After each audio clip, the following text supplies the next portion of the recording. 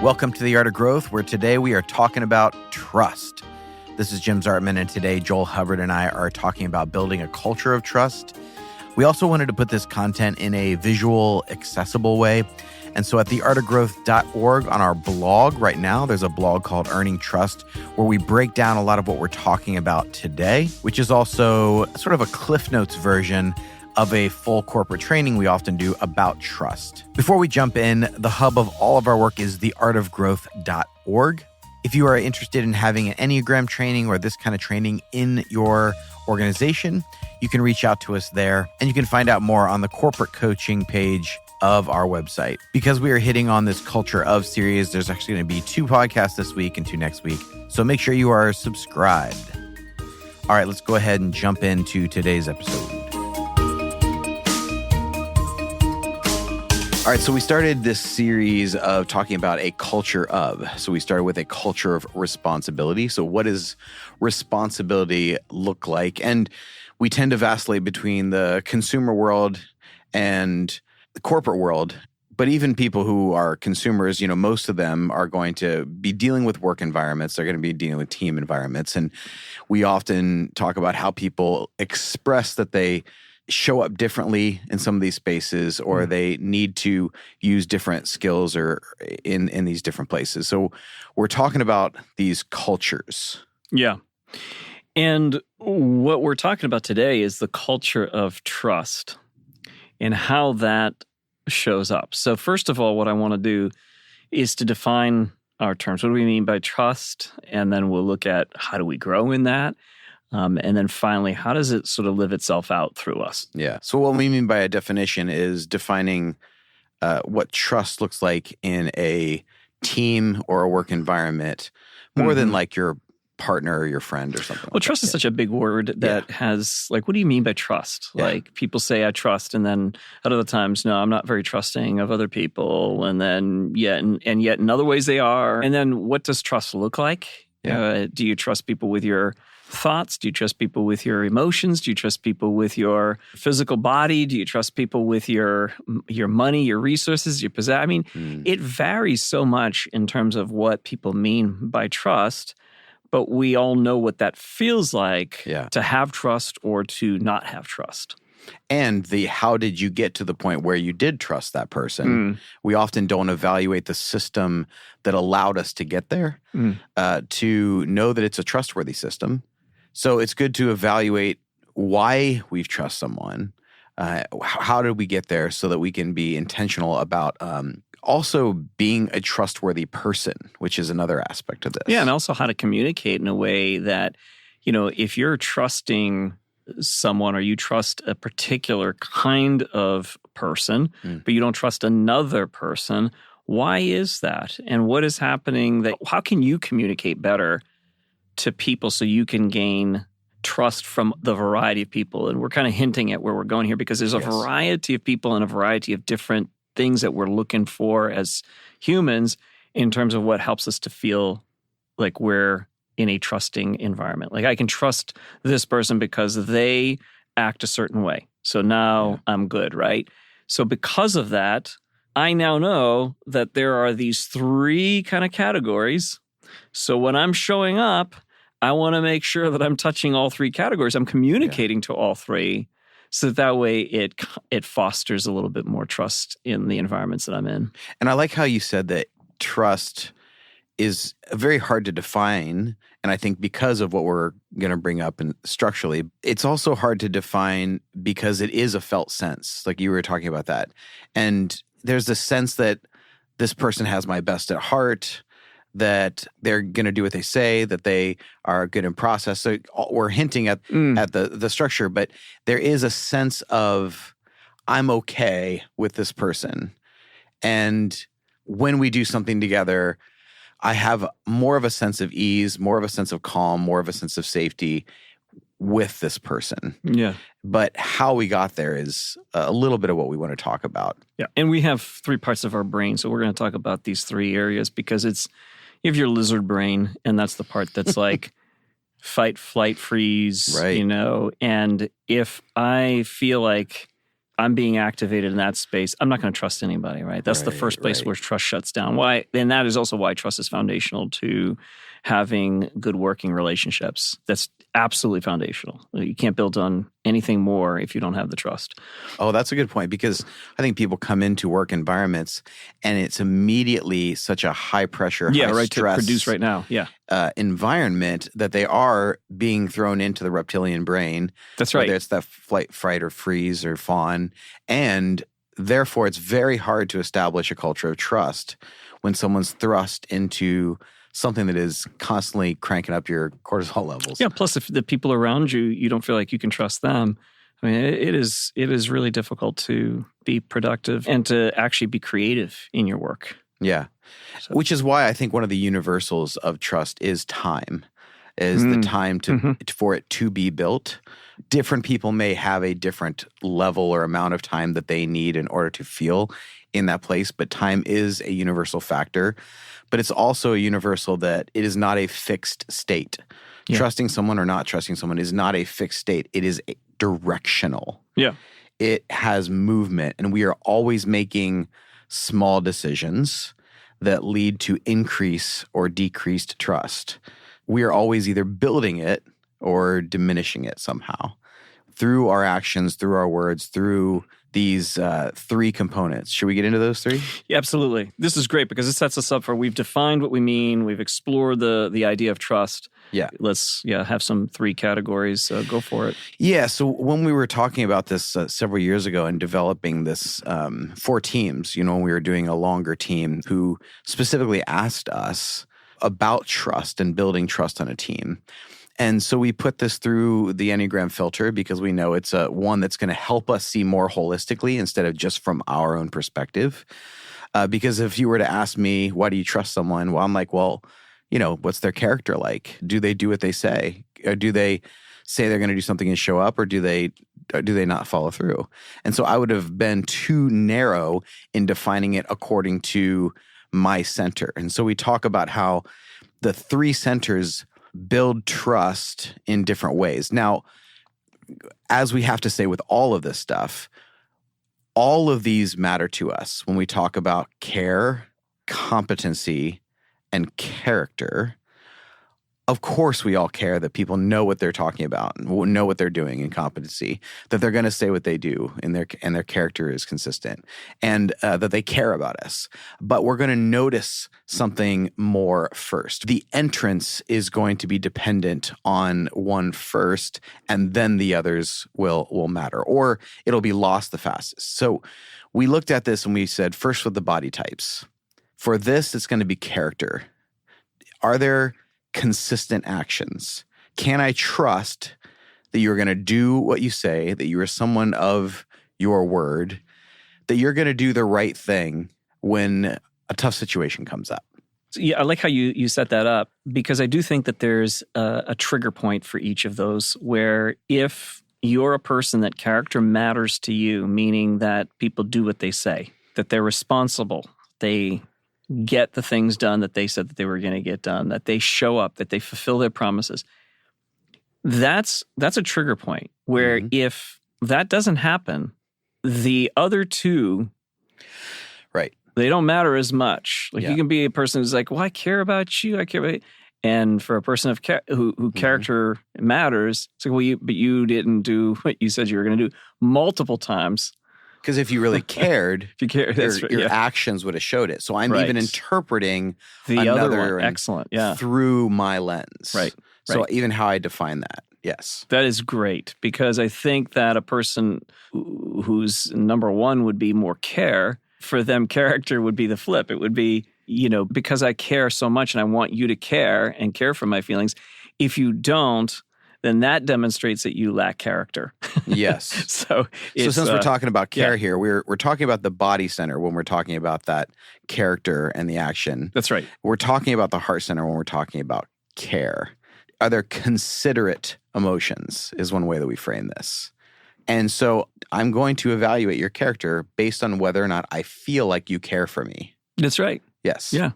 So let's continue on with care, because that's as you said, it's heart center. So folks in that, for whom care is number one, It is about how do you respond to me as a person? How do you respond to my feelings? Is there any reciprocity in the relationship? Yeah. I had talked to somebody today who said, I've multiple times I do, these things for these people and they don't reciprocate, right? And they were a heart type. They are a heart type. So it really gets to the point where it's that speaks to me like you don't care. And there's the loss of trust there. It's like, I have done all of this and I didn't ask for anything in return. And I feel like you're, now it's not necessarily that the other person wanted this person to do that for them. But that's how heart types will look for things, is in the space of concern and care. So you show up at work, right? You have a work meeting. And if you show up at the meeting and the agenda is we're going to talk about employee retention and how we can do better at retaining, employees on our team, and you jump right in and you talk about that may be okay. But if every meeting is you just jump in and you deal with the issues, let's say a person with care as their number one concern says, well, I've noticed that some people don't feel like they're supported, or, I'm wondering about the person that didn't show up at the meeting today. Are they okay? Yeah, they're fine. Let's move on.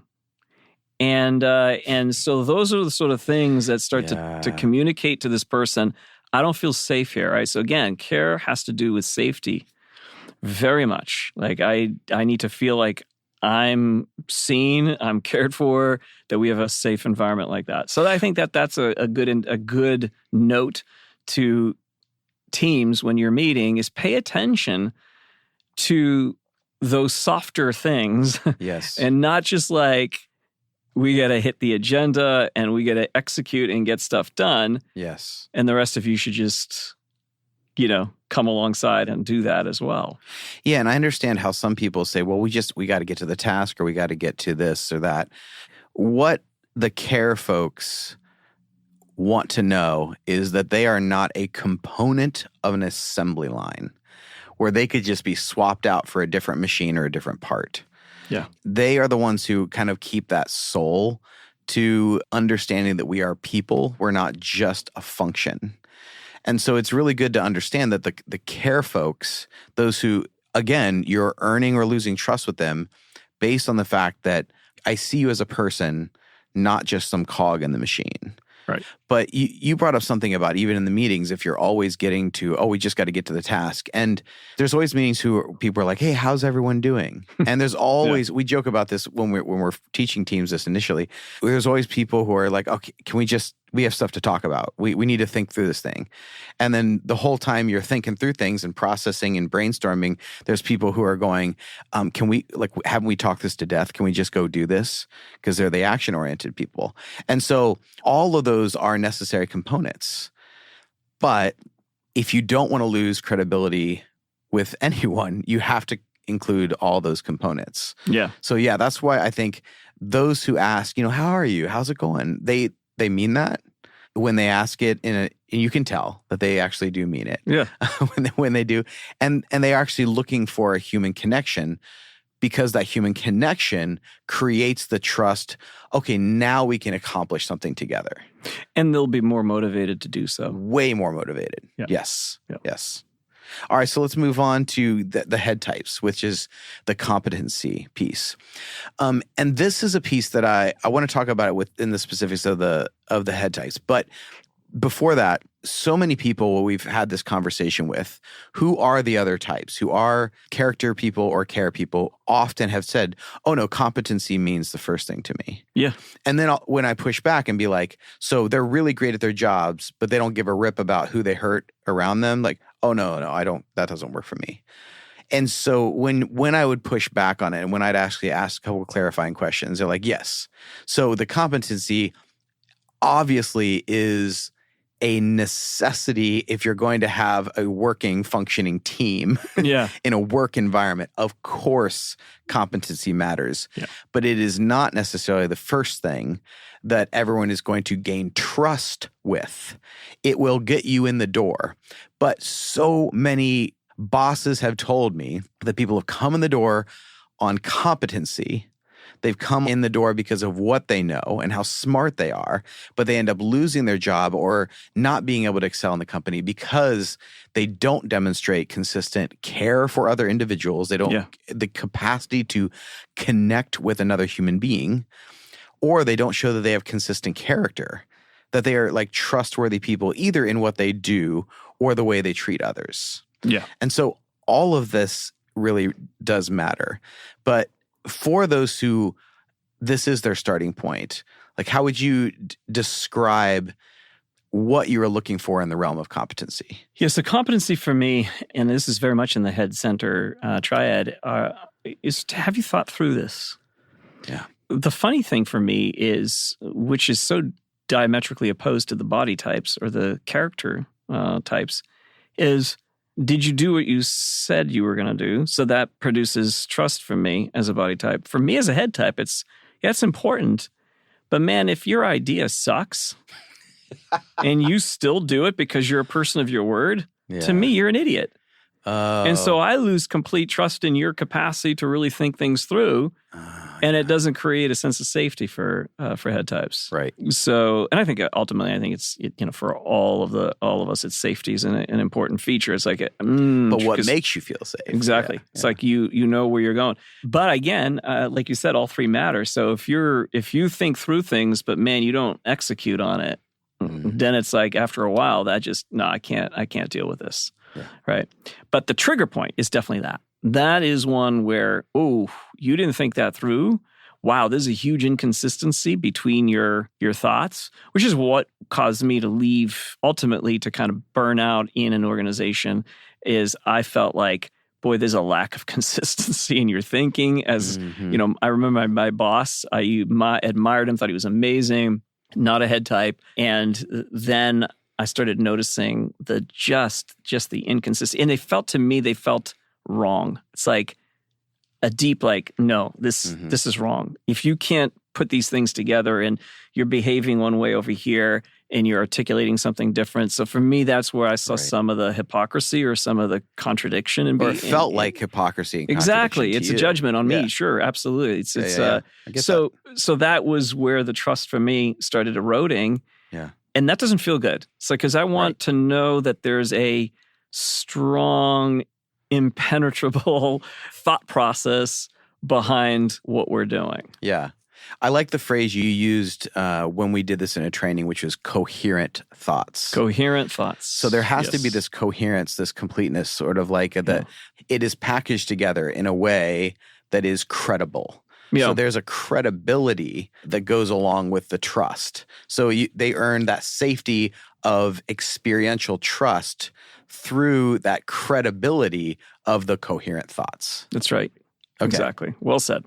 Well, I was trying to articulate what I was hearing you say and package it in that way. So, yeah, I think that when we're talking about this culture of trust, we're trying to, define it and have the things that we have in common to develop trust, like time, the fact that we are always moving in a direction. But that initial direction, I think, is, depending on your setter, either that character where there's consistent actions, there's the care of those considerate emotions, or the competency of those coherent thoughts. But when we talk about over time, we're always either building or diminishing trust, it's because once we have that initial one online, we do start to evaluate the other ones. And over time, we want to know, can I trust all three? Because the people we have the deepest sense of trust with, we trust their consistent actions. We trust that they do care for us and they have considerate emotions towards us, and that they are competent. Yeah, all three is just, that's the magic. Matter. Absolutely. Yes. So if you're trying to build a culture of trust and you're missing any of these elements, it's going to break down. Yeah. I think that's the point we are trying to make here. And so when we do this training with teams, we're trying to teach them to build a culture. And even when we're talking about the meetings, even into the meetings, that includes all three of these elements, because that is how you're going to get the whole team on board. That's right. And if you're trying to get a whole team on board to go anywhere, you have to include all three of these elements, or some people will feel like something's missing. Yeah, that's right. So So thanks for listening. I hope this framework is helpful to you. And like I said, you can go to our blog and see the visual for it, as well as the breakdown where it's all laid out really concisely and clearly for you. That's at theartofgrowth.org, where you can also take a free Enneagram test or instincts test, or reach out to us for coaching. But for now, my friends, may we consider leaning more into the skill of valuing what someone else values as part of our values. Because integration of the self is not a solo act, but comes through experiencing what others value and why. And this is when who we thought we were expands into what we can be. Grace and growth, my friends.